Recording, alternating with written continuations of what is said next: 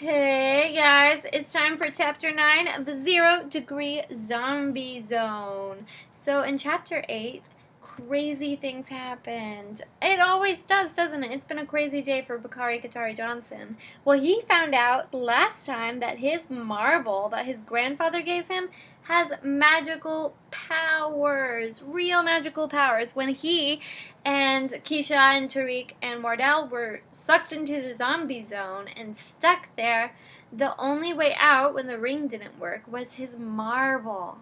Wow, Grandpa was right.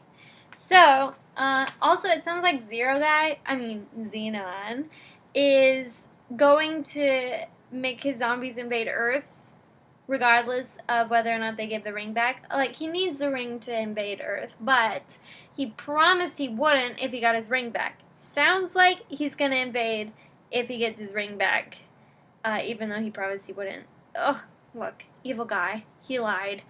I just don't know how Bakari Katari Johnson is gonna handle this day. And let's see if the zombies come back in Chapter 9, Truths, Plans, and Consequences. What the heck are we gonna do about all this? Keisha corners me the second we're in the library. Miss Crum has ditched us again. She's off talking to the librarian, Miss Bratwith. It doesn't matter. We all know the drill. Pick up a book and sit quietly and read the whole period. Then check it out if you want it. So basically, this is free period. If you know how to sit with a book open and keep your voice down, you can hang out and talk the whole time. Before I can grab a book, Keisha shoves me towards the corner table. She slaps a book into my hands, one from the bookshelf as we pass, and grabs another for herself. Tariq scoops up a paperback, and Wardell simply pulls a comic from his backpack as we all drop into chairs. We're far enough away from everybody else that they won't hear what we're saying.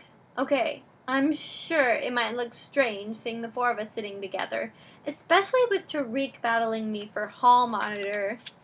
And there's the site we see. Okay. Then again, our quartet is hardly the most interesting event of the day. First off, there was all the weirdness in the cafeteria. Even if they didn't figure out that we were dealing with ice zombies, they at least saw two freaky-looking guys come in and start terrorizing everybody. Someone had to see me make them disappear through a glowing blue disc. I'm sure Nosy Nicey Washington saw 4 more zombies show up, trashing the lunchroom and trying to bite people. She probably also hung around to see that it was Keisha who made more glowing discs appear and swallow the zombies up. But did anybody notice that another blue disc appeared in the hallway on the way to the library, and that this one swallowed us up, me, Keisha, Tariq, and Wardell? Some of the others must have seen that, especially since most of them haven't even reached the library when it happened. Yet nobody is saying anything, or even glancing our way, and Miss Crum wondered where we'd gone, but didn't freak out about disappearing into a blue circle of ice. So she didn't see anything, and nobody said anything to her. Right? At this moment, I can't decide if I'm grateful to my classmates for keeping our secret, or mad at them for not caring enough to alert our teacher that we vanished into another dimension. Why we gotta do anything? Tariq asks, flipping through his book open to some random page. I didn't see the cover clearly enough to read the title, but it had a big bullet train on the front. Mine's about some kid detective, I think. It's not like I'm really paying much attention to it at the moment. We're out of there, right? Tariq continues. And you still got the ring safe and sound. It's all good, right? Wardell sets down his comic book and rolls his eyes. Did this Xenon zombie lord guy need that ring to make that big hole we all fell through? He asked, completely ignoring the fact that he's talking to the most popular 4th grader at Thorogood Cleveland Wilson Elementary. I've gotta admit, I'm glad to see him dressing Tariq down like this and standing up for himself. No, clearly he can't reach through our world without the ring. It just lets him do it more bigger, faster. Right. He said something about needing to open enough portals for a proper invasion. I remember out loud, he can definitely still come after us without it, and he still will. He wants that ring. Bad. What if we give it to him? Keisha asks. You got that marble. It got us back home. Maybe it can shut down the circles fast as he can open them. I don't know, I tell her. Maybe. Maybe. Is that a chance we want to take, though? What if I can't keep him out? Him and all those ice zombies of his. What if it can only close half of them, or a third, or all but one or two even? If even a few of those things get loose? I trail off, not even wanting to finish that sentence. I don't have to. We all go quiet for a minute, thinking. I use that time to tap Wardell on the shoulder. I'm sorry, Wardell. I say, I should have trusted you. You've always had my back. When you were over there talking to them, and then you three came over together, and she knew about Granddad's marble,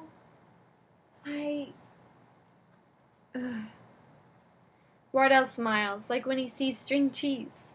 I get it. I didn't mean to say anything. It just slipped out how important it was to you. He glances at Keisha and Tariq. And I gotta admit, I knew they didn't really like me, but it still felt good when they acted like they did. Tariq studies his book like it's going to be on the next test. Sorry about that, he mutters after a second. He looks up and meets Wardell's gaze.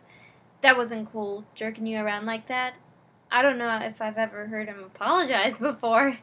This is a day of firsts.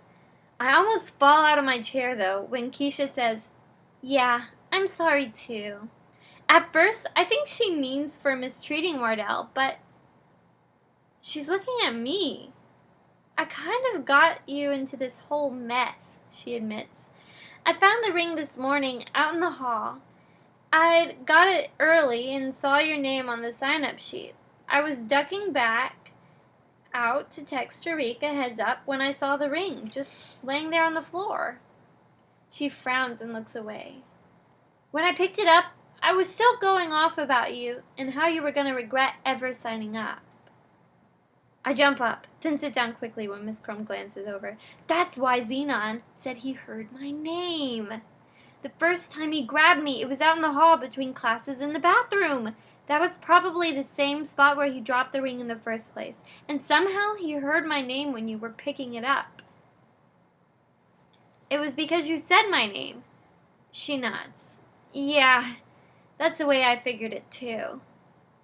We all just sit there for a minute, but finally I clear my throat. Okay, we're all sorry, I say. That's super. Now we've got to figure out a way to stop Xenon from getting his hands on the ring and invading the world while not getting eaten by ice zombies ourselves. Piece of apple pie. Sure. Keisha pulls out the ring and taps it with a fingernail. It's like a key, right? She says slowly. It lets us open those holes to his world, or him to open them here. I nod, but don't say anything because I can see she's got more. And your marble, that was like a key too. At least last time. Yeah, I say. Not sure that's what it usually does, but it did the trick when we needed it. She locks eyes with me. What if we use them together? You with your marble, me with this ring. And what if we try to do the same thing at the same time? And that thing is locking the door for good. All the doors, in fact. So he can't come through here ever. I think that over. It might work, I agree. Like turning the key into the lock and snapping it off so the lock's jammed. I smile. Let's give it a try.